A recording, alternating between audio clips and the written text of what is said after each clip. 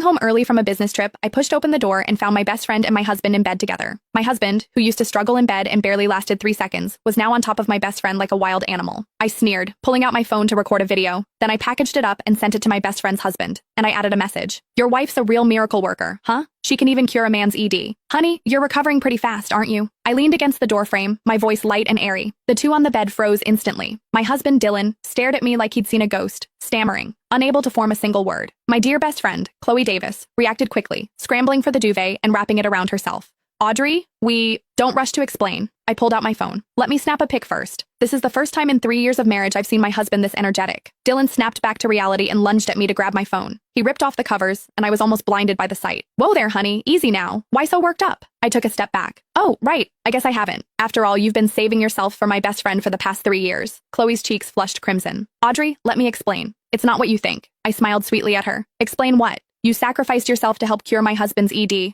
I should be thanking you. You two carry on. I'm just going to call Marcus, your brother, and let him enjoy his wife's spectacular performance. Chloe's face instantly went pale. She was Marcus Evans's wife and my best friend. I genuinely thought marrying 2 brothers from the Evans family with my best friend was the happiest thing that could happen in my life. Turns out, she wanted both men. You wouldn't dare, Dylan roared. I raised an eyebrow. You dared to do it. Why wouldn't I dare? Chloe suddenly lunged forward and grabbed my leg. Audrey, please, don't tell Marcus. I know I messed up. Looking at the best friend I'd grown up with, now disheveled and clinging to my leg, begging, I found it incredibly amusing. Chloe, get up first. I bent down and patted her shoulder. The floor is cold. She looked up at me, hope in her eyes. I continued, if you stay like that, my husband will feel sorry for you. Then, I turned to leave, but Dylan grabbed my arm. What are you doing? Are you trying to ruin our family? I clenched my fists. My eyes narrowed in a smile. That was truly shameless coming from him. I need to go to the hospital and get checked. See if it's my problem. Why is my husband useless with me but such a beast with someone else? Dylan's face turned bright red. I held up my phone. Want to see the photos I just took? The composition, angle, and lighting are all perfect. It'd probably go viral on TikTok. Chloe suddenly pounced, trying to snatch my phone, but I dodged her. I smiled. Oh, right. How about a caption? Something like, sweet moments with my husband and my best friend. You!